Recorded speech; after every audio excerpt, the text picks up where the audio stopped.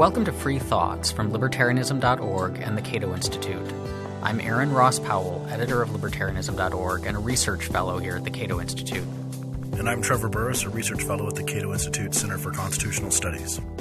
Steve Horwitz is the Charles A. Dana Professor and Chair of the Department of Economics at St. Lawrence University.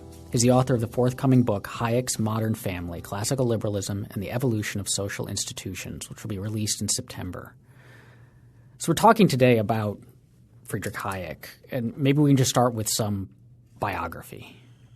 Well, Hayek was born in 1899 and grew up in Austria, fought in World War I briefly, and then returned to Vienna where he pursued then what was a law degree, was the way you studied economics. It's interesting, his father was a scientist, a natural scientist, and Hayek always had an interest in botany and biology, and which I think, as we talk will become important in thinking about evolution and science and some of those things. But he got the law degree, and then he went back and studied more economics.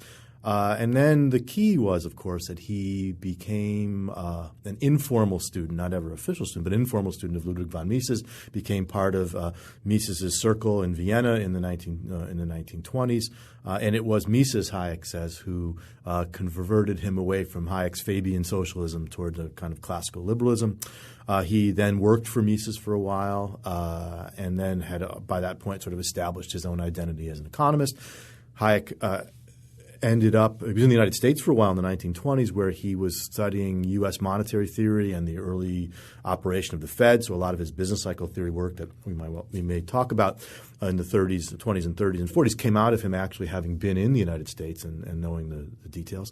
He then wound up back in London. He got a job as the Tuke Professor of Economics and Statistics at the LSE, which he got on the basis of the lectures he gave there. That became his book, Prices and Production. And he was at the LSE for quite a while. And there while he was there, he participated both in the socialist calculation debate and the debate with Keynes. And, of course, Keynes was his friend and colleague over at Cambridge. Hayek came to the United States in the late 1940s after the war. That story is fascinating because it had to do both with his desire to be in the States, and he ends up at the University of Chicago at the Committee on Social Thought, but also was wrapped up with his divorce and somewhat scandalous remarriage. We can talk about that later if you want. And so he's at the University of Chicago, again, not in the economics department, but in the Committee on Social Thought through the 50s and into the 60s. I can't remember exactly which year, but he ends up back in Freiburg, Germany in the early 60s, continues to work there. And then he goes through a really difficult period in the late 60s and into the 70s, suffering from some depression and things like that. But he still manages to crank out law, legislation, and liberty in the 70s. And, of course, in 74 he shares the Nobel Prize with Gunnar Myrdal. And then Hayek passed away in 1991.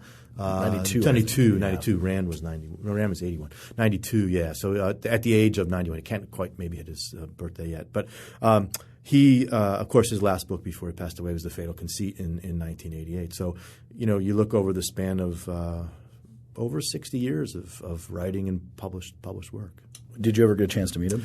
It is one of the great shames of my life that I did not. I just missed him. One of his last – he was at George Mason for I think his last visit to the States. He may have even come to Cato when he was here I think he did. Yeah. And that would have been 83 maybe, and I started at Mason in 85, so I missed him by a couple of years. Now, when did he become – this is a weird way of putting it, but start becoming more famous? Was it in the 20s? Was he pretty famous? Well, define famous. Yeah, exactly. Yes. His business cycle work, his academic work in the 30s certainly made him. I mean, getting that job at LSE was huge. That was a major thing.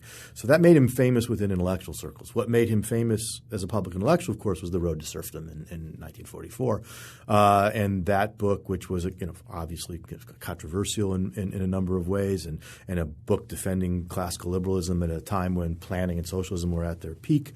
It was serialized, in Life magazine. It was Reader's Digest. Reader's Digest too, but there's also there's a Look magazine version, cartoon version, serialized in Reader's Digest, right?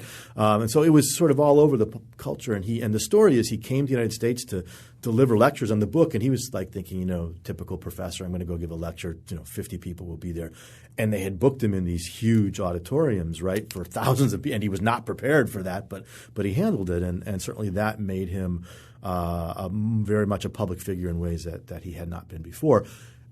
In some ways to his dismay, because he had thought that he'd lost his academic cachet, gravitas, I guess, because of that book, and felt very strongly going into the late 40s and 50s that he somehow had to get that back, right? He had to remind people he was actually a real scientist, not just this guy who wrote these public intellectual books. So what was the argument of The Road to Serfdom? Well, it's one of these classic ones where the argument people think it made isn't quite the one it made, okay? So the version of it that you hear is something like the following, that Hayek argued that any step on the road towards planning, towards greater government control over the economy would inevitably drive us down the road to serfdom, into full totalitarianism, right? So once it's the world's biggest slippery slope, right? Once you started down it, boom, you were gone. And it's not what he said. What he said more guardedly was that once you begin to believe that you need to plan an economy, if you are to pursue that consistently, you will find that you will have to plan other parts of society, that you'll have to take your attempts to control society will increase over time, and that if you don't recognize that, you can slide down that road to serfdom. But it wasn't this sort of Marxian kind of inevitability. It was a warning. It was in that way like 1984, right? It was a warning that said, thinking you can just plan an economy while leaving people free in these other dimensions is naive, okay, is not going to work. And in the book he traces through the sort of history of planning and where those ideas come from. But the sort of thesis that everyone kind of grappled with was this one, right? And because obviously we can think of places today that have started down that road, but Sweden, right? Didn't get all the way. In fact, and they backed up, right? So yeah, and so it wasn't a story in which human agency wasn't present, where we couldn't stop this process. But it was one that he said, if you pursue it consistently, you will have to do these kinds of things. And there's some wonderful chapters in that book. One called The End of Truth, where he talks about how that you'll eventually, if you pursue this, have to engage in all kinds of forms of propaganda in order to persuade people to adopt a set of preferences that's consistent with, right? And the other one of the most enduring chapters is Why the Worst Get on Top, which is a sort of pre-public choicey kind of story about why once you put this kind of power in the hands of the political class, it will attract the people with a comparative advantage in doing nasty stuff, because they will be the ones who rise to power. So it's again, and remember, he's writing in the 40s while Nazism and the Soviet we're seeing both at the same time, and it's a very effective kind of story about both of those not being simply, well, Germans are anti-Semitic, therefore, but rather the idea that you've turned this power over to the state. So it wouldn't be surprising that you get people like a Hitler and others who come to power once you believe the state ought to do these things, that the ones who rise to power are the Stalins and the Hitlers and the My favorite part about it is the sort of sociology of the state type of thing that you mentioned there, and the real enduring lesson, I think, when you see in this town and watch the news cycle, is that he says basically that they're going to try and plan something. And my next question is about the planning. But so they're going to say, we're going to, let's say Obamacare or whatever, we're going to plan, we're going to take over some part of the economy to make it better, make it more fair, whatever thing.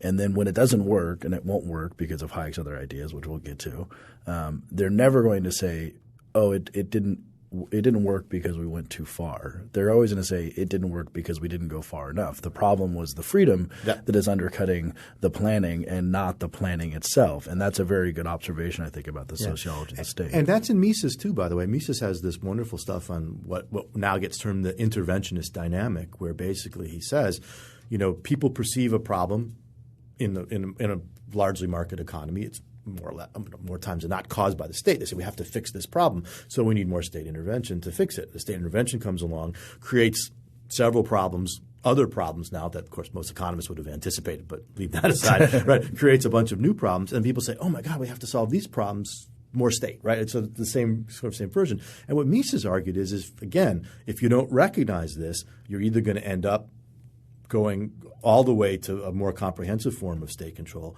or you're going to have to realize we got to stop this and back up. So yeah, those arguments were deep in that tradition. So why can't they plan? I mean, this is maybe the biggest Hayek question. And this goes back to the socialist calculation debate. And it's related to you can tie these together. Also, the use of knowledge in society, which is such an important. So why doesn't it work? Well, what Hayek does is to suggest that the fundamental problem in society is a problem of the use of knowledge, hence that famous 1945 article, Use of Knowledge in Society, and that the problem we have to solve in any society is the fact that the knowledge we need to produce, create, and do almost anything is dispersed, contextual, and tacit, right? That it's dispersed in the sense that different people know different things, and so somehow we need to get people to share the little bits that they know. It's contextual in the sense that oftentimes the knowledge relevant for the sort of rational use of economic resources, for efficient use of resources, is knowledge that will only appear when you're in the context of a market economy that draws it out through the competitive process. So that the knowledge doesn't really, in some sense, exist until you're in that game, until you're in that process. And then it's tacit. There are things that we know that we can't articulate. So my favorite example of this, though it's less – my students are less likely to get it these days. If you know how to drive a stick shift, right, a manual shift, okay, I ask my students, how do you know what's the hardest thing to learn? Well, when to pull your foot off the clutch, okay? How do you know? How do you know when to pull the foot off the clutch? And there's this pause. You just kind of feel it. That's right. That's right. You just kind of know. Okay, now I'll say to them, do you know? Yeah, I know. Do you drive? Yeah, because if you pull off too early, right, pull off too late, ring. So they know, but they can't articulate it. Or can you ride a bicycle? If you can ride a bicycle, you're solving these complicated physics equations, but you can't articulate what it is. So there's all kinds of knowledge like this. A significant portion of the knowledge in any social system, but in an economy in particular, is of this sort. Entrepreneurs specifically have a great deal of things that they have learned from experience that they can't always articulate, but that they know. So when you put all these things together, the idea of planning an economy, of trying to create an economic system from the top down, would require that you were able to access and gather and make use of all of this knowledge. Yet the knowledge is dispersed, so it's challenging to get it all in one place. It's contextual. It can only exist under certain institutional arrangements. And if it's tacit, the people themselves, because you might say, well, why not we just put everyone gets on the internet and throws everything they know into a computer and we figure out how to allocate. Well, wait, if you can't articulate it, you can't get it into the computer. Yeah. And the flip side of this then, I mean, so that's that the way that knowledge plays out in the economy and the way that the economy and the people in it operate is why planning doesn't work. But it also leads us to the other great idea that Hayek's known for, which is spontaneous order. Yeah. And so for Hayek, spontaneous order is the idea that human institutions and practices are the product of human action, but not human design. And I think that's the phrase he liked and it comes really from Adam Ferguson, one of the Scottish Enlightenment thinkers that Hayek loved so much.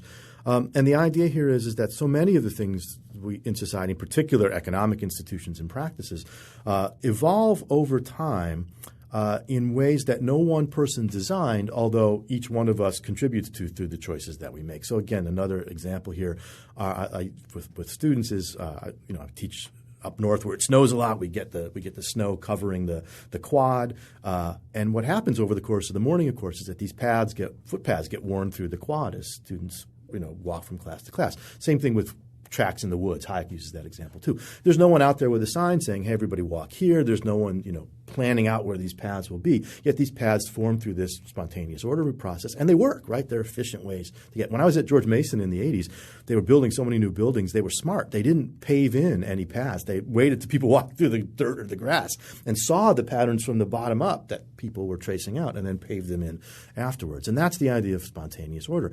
In the market, right, what makes that possible? What coordinates all that behavior are prices, profits, losses, and the other institutions of the market. And Hayek's argument in the use of knowledge in society is that prices, and this is my preferred phrase for it, but prices are knowledge surrogates. They serve in the place of that underlying knowledge. It's not as if a price gives you that knowledge, but it lets you act as if you knew all of those other things that people knew. So when a price goes up, we know that this good is now relatively more scarce. We know we should economize on it. We know we should be looking for substitutes. We don't need to know why, and we don't need to know the who. What the price tells us much of the substitutes for that information that we would otherwise have. But does using prices to track that knowledge, I guess, distort our knowledge as well? Because the prices then – it's not just that the prices are giving us information, but they're encouraging us to act in certain ways, and we're getting information from prices as opposed to from other sources. And so is it similar to the you look for your keys where the light is best. And so that this leads us to a market economy where people are chasing profits, chasing the highest prices they can get, creating bubbles in a way that we wouldn't if we had more rational planning or other incentives or other ways of getting at knowledge that weren't tied to, say, greed or whatever else. And the question then is what's the alternative, right? I mean, Mises back in 1920 in his first contribution to the socialist calculation debate says, look, prices – I'm going to stop. I think we said socialist calculation debate a couple times. So clarify. So we'll back up and then we'll come forward. So Marx and the Marxians argued that you could plan an economy in the absence of all the institutions of the market, right? That you wouldn't need prices, profits, you wouldn't need private property exchange. You could scientifically plan an economy and sort of we could gather the necessary knowledge so that everyone or a group of people could know how to allocate resources efficiently. I mean, we don't want to go too far into the Marxian story, but the idea was, markets, capitalism are full of wasteful duplication, and people are doing what's profitable instead of what's really valuable. So if we had planning, we would eliminate that waste. We would eliminate the exploitation of the market and alienation of the market. So the question was, could we do this? Could we actually allocate resources rationally in the absence of markets? There were several attempts to grapple with this at the turn of the century, and the most fundamental response to it was Mises's 1920 article, Economic Calculation in the Socialist Commonwealth, where he laid out the argument about why you could not plan an economy. And essentially it's this what we're talking about here. Mises said you can't determine efficiency without knowing the value of resources.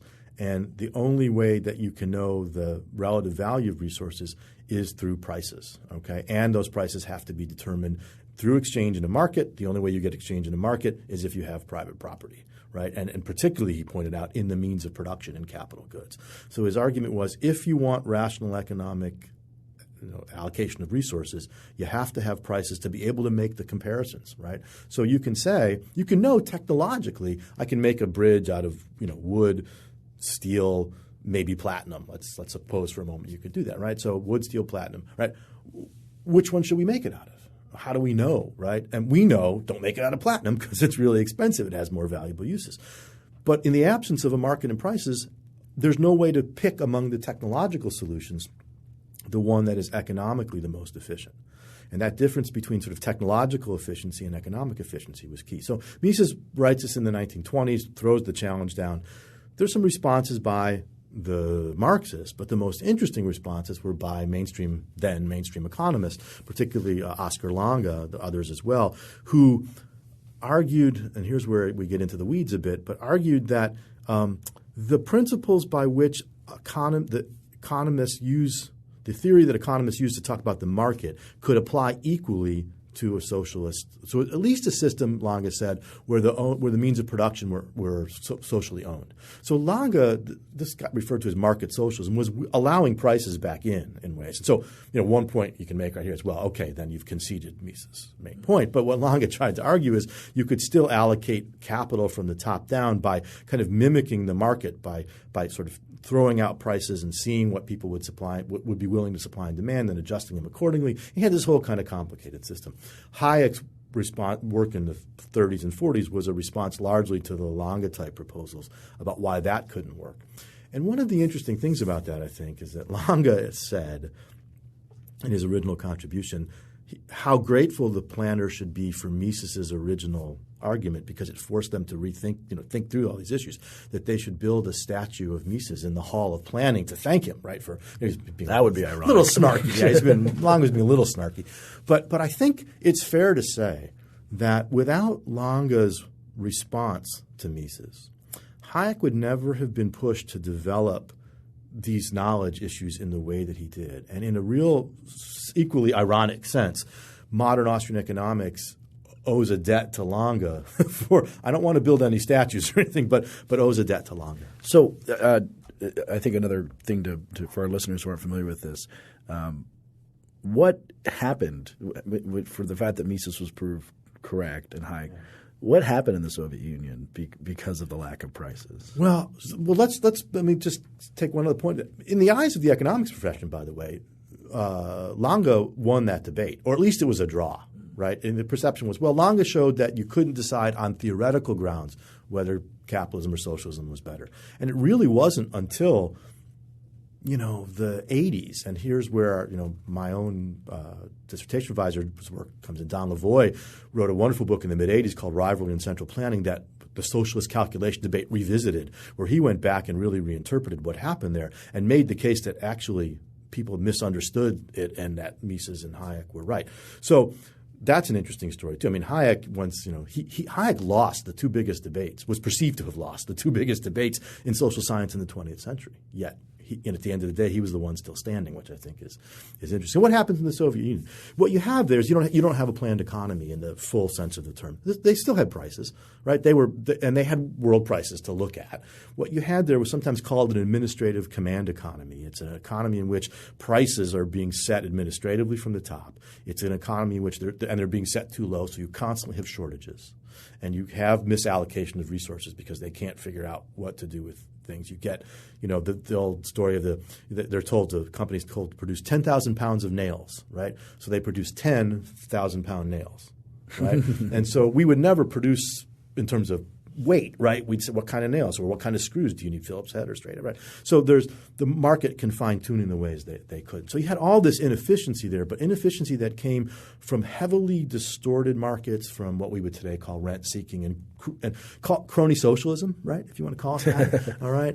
It was never, with the exception of the war communism years, there was never any serious attempt to fully eliminate the market there. It was a different degree of what we've seen. But then sort of loop back around to my question before we wandered off into the that so there's a sense, I mean, the way that these arguments get portrayed end up looking something like a market triumphalism, right? Yeah. Like the market it's not just that the market works compared to the alternatives, but the market is totally awesome. Yeah. And so the counter to that might be that these – yes, we may have to rely on prices, but they're distorting or not perfect in the way that we could say, like, look, if your only source of news about the world was, say, Fox News, we still wouldn't say, well, that's wonderful. There are bad things that would happen from only getting your news from Fox News. It's better than being totally knowledge free, right? Yeah.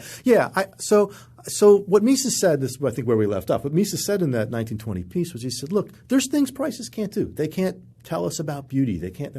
But for the things that we need to do from day to day to ensure progress and peace and prosperity, they do a good enough job. And I think libertarians who talk about these issues have to be willing to admit, no, we can't.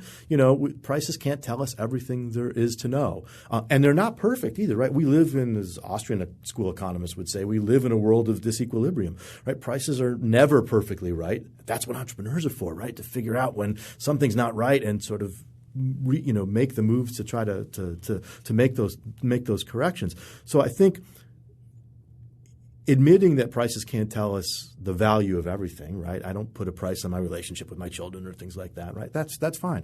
But if the question is how do we generate a prosperous cooperative society, market prices are necessary even if they're not completely sufficient for the kind of world that we might like to live in.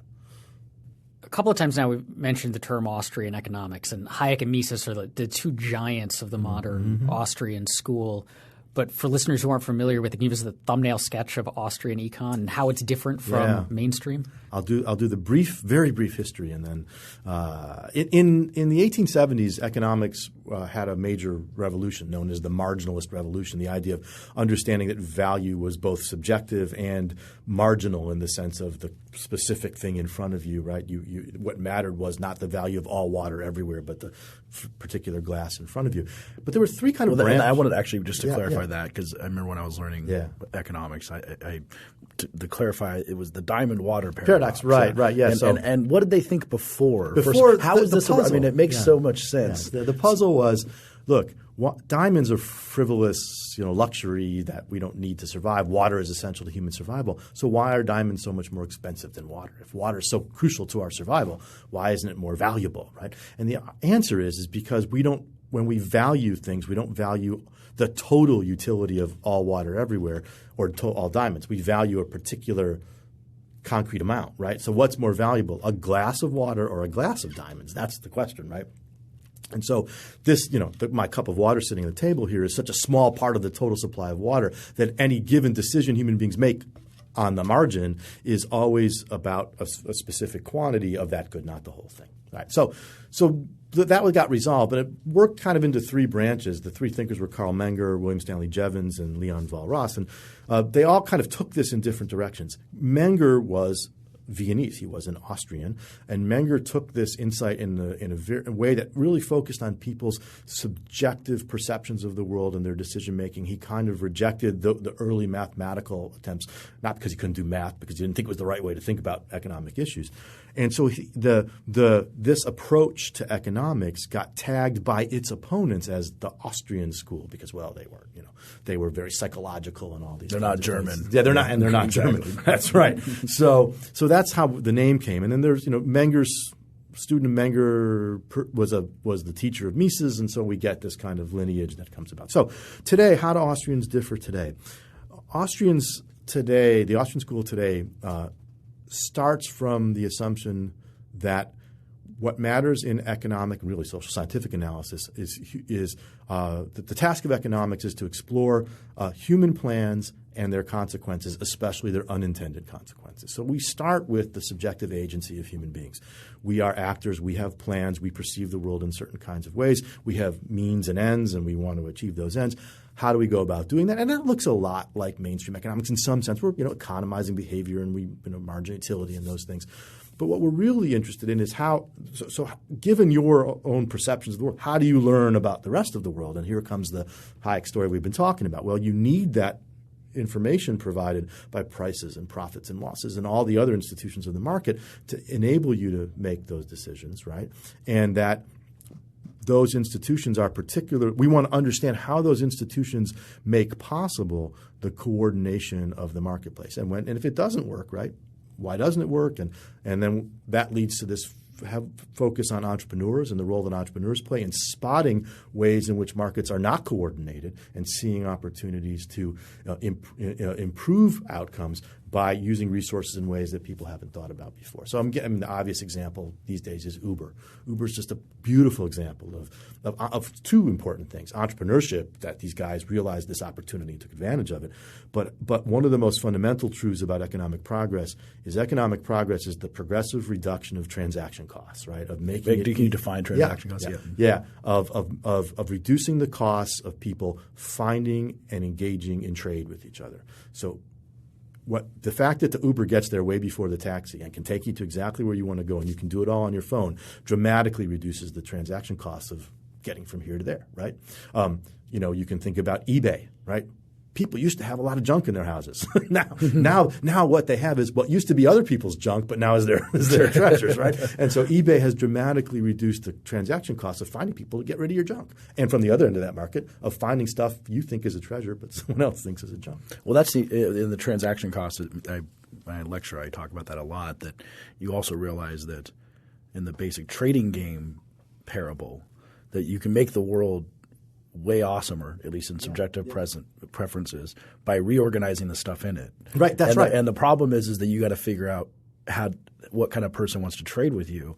And this is the story of human civilization. That's right. It's just you have 100 people in a group, or you have 1,000 people in a group, and now you have more trading possibilities, but now you have more knowledge problems. And this is when the Austrians come in with how to in not just eBay. First, it was classified ads in newspapers, and then Craigslist, and then eBay, and then also in human relations, you have Tinder, and you have all these different hookup apps and things like that. eHarmony, they also diminish transaction costs, and it's amazing that how many of those things are just standing in the way of human. And it's the knowledge that's the Austrian point. And and the freedom to trade. I mean, economics.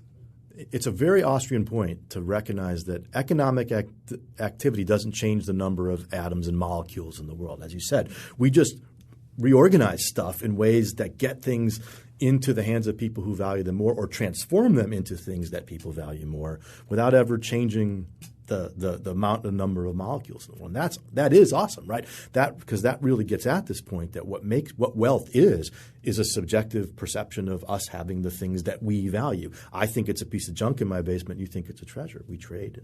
And the knowledge is the problem. I think and knowing that the other person is there and finding ways to make that happen. And then we get in, and this goes back to the other question about what else besides prices.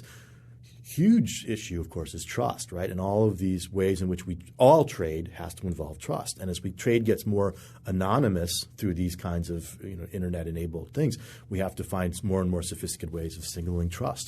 So it's not just about prices, it's about these other kinds of features of markets too. But again, when people are free to develop these things, we can't predict where they'll go.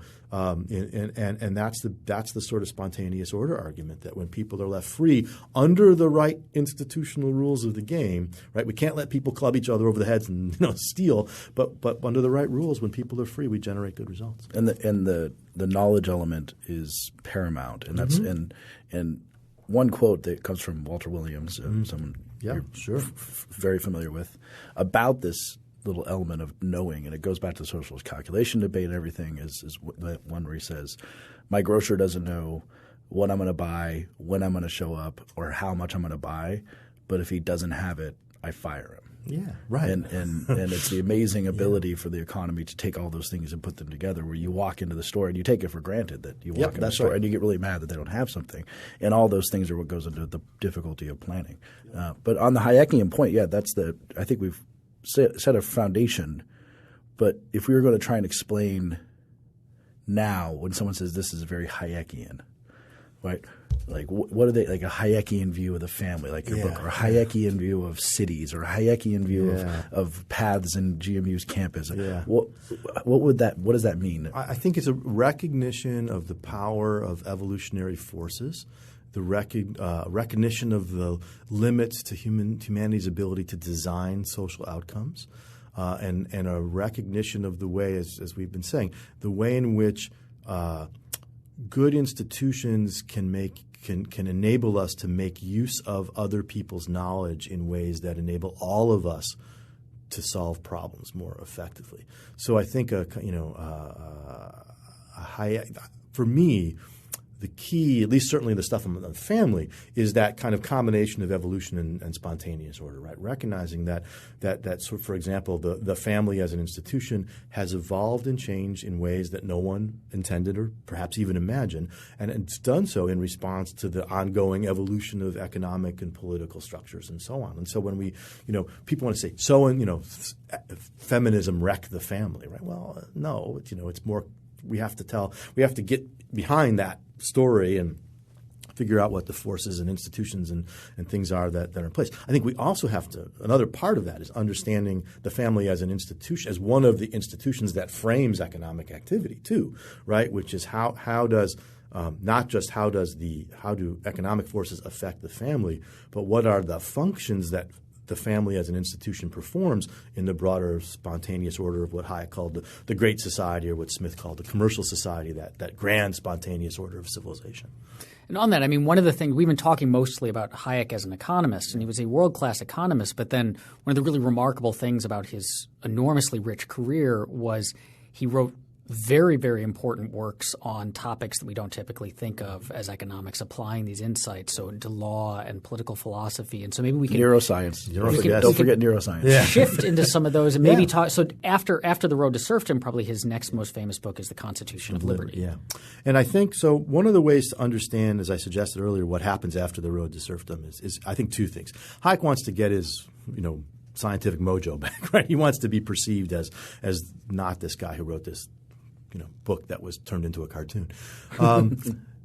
And he is very frustrated at having perceived to have lost those two debates. And I think he's trying to figure out what went wrong. What do the Keynesians not understand? What did Lange and the market socialists not understand? What didn't I communicate well?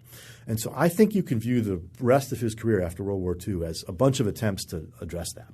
Constitution of Liberty, he said of it, it was his attempt to write the on liberty of the 20th century. He found Mill endlessly fascinating. He wanted to write something that would have the weight and impact and breadth of On Liberty. And in Constitution of Liberty, he tries to lay out a vision of classical liberalism and of the market economy that reflects many of the things that we've been talking about, that really focuses on the importance of that institutional framework, about the way in which market and other institutions emerge and evolve spontaneously within it. There's all kinds of interesting chapters in there about the political structure and how democratic political structures might play into that and the limits on government. And the last part of that book is a bunch of applied to particular questions at the time that people, I think, who read it are shocked to see how not radical he was. His classical liberalism was a very modest sort. But again, writing in 1960, that's understandable.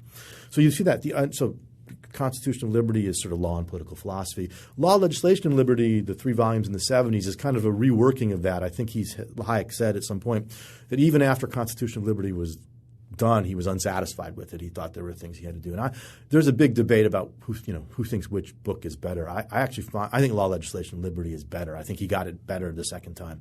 The economics is a little more sophisticated.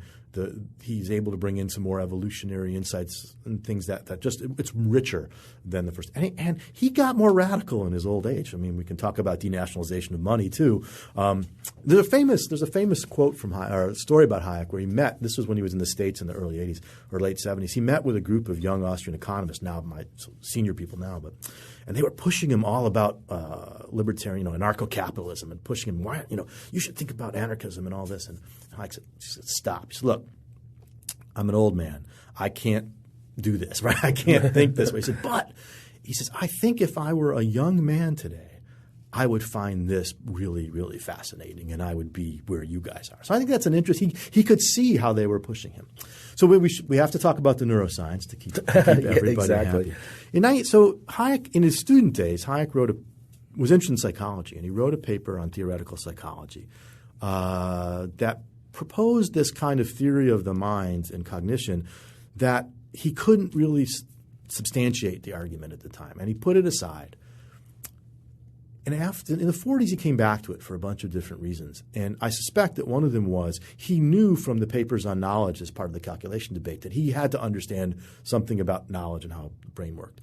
And so he went back to that paper and then read everything that was happening in sort of the neuroscience at the time, the cognitive theory at the time, and psychology at the time to figure out where it was. And it turned out there was now more substantiation for the argument he was making.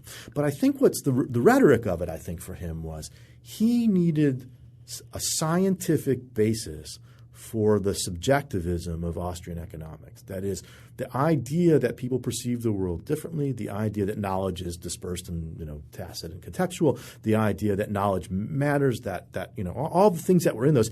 But I think he really wanted to show, and this is part of the get his mojo back too, that this was science. This wasn't just ideology or whatever. It was science. So he writes The Sensory Order, which is published in 1952, way ahead of its time in terms of how it understood mind as an emergent phenomena from the physiology of the brain.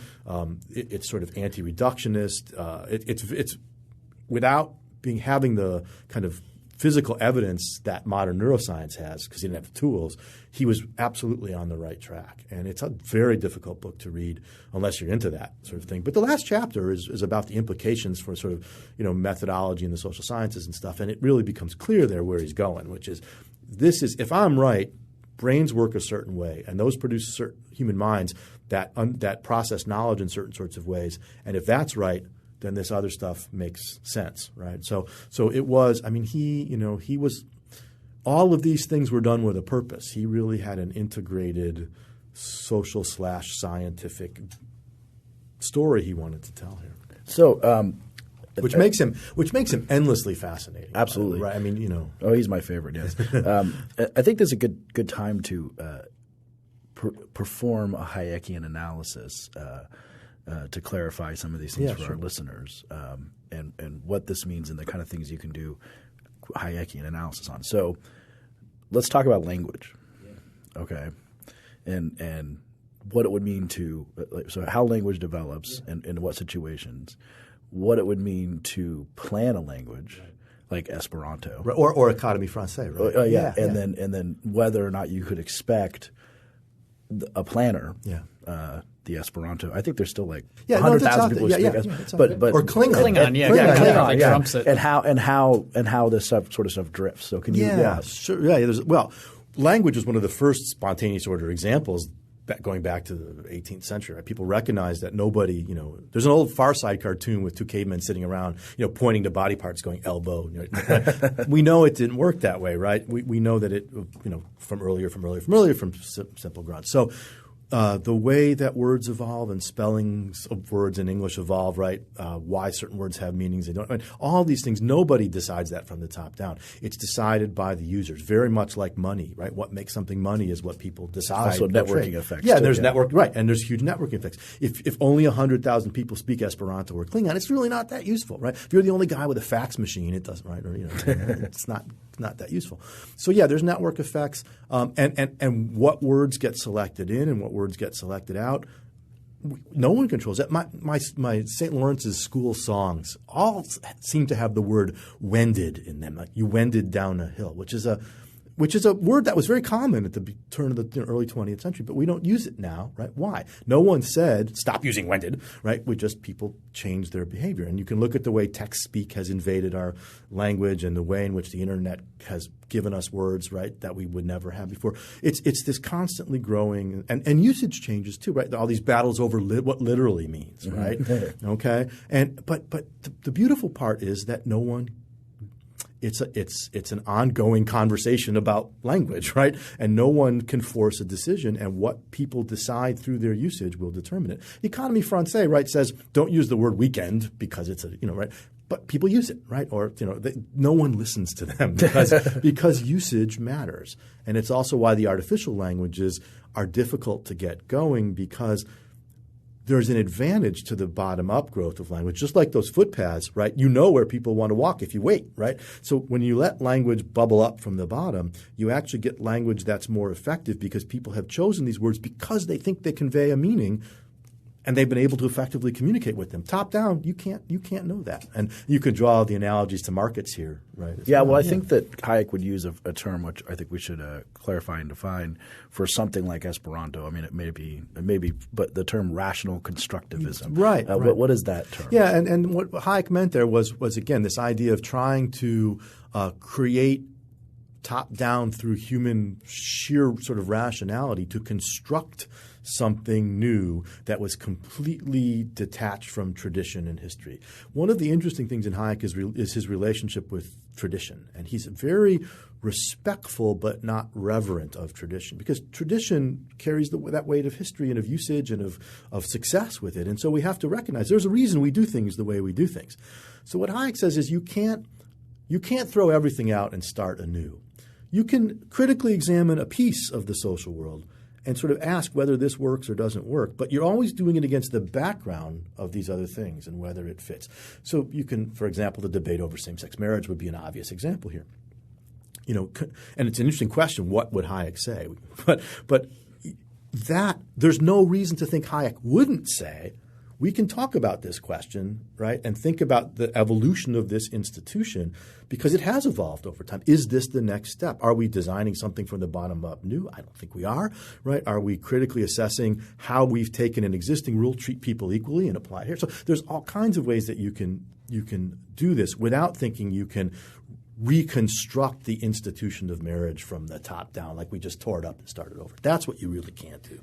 Then how do his views on law and so the emergence of common law and law versus legislation fit into all of this? So he was a great fan of common law because it's another one of these spontaneous order bottom-up processes. But he recognized too that the law can sometimes get into a dead end or a cul-de-sac, right, where that historical process puts it in a place where now doing things the way we've done them doesn't make any sense. And my favorite example of this is the debates over copyright and music sharing and all this kind of thing. We took a consistent idea about the importance of copyright and kept applying it, but we were now in a world where the scarcity constraints were different, right? And the technology was different. And so in those places, Hayek says, that's where judges can, through the common law, sometimes paint themselves into a corner. And that, for Hayek, was one of the roles of legislation, that is, of government, to sort of step in and say, can we now fix this law? But it was always about making it align better with the rest of the system. It had to be consistent with the rest of the system. It was repairing a hole in the fabric, not designing a whole new thing.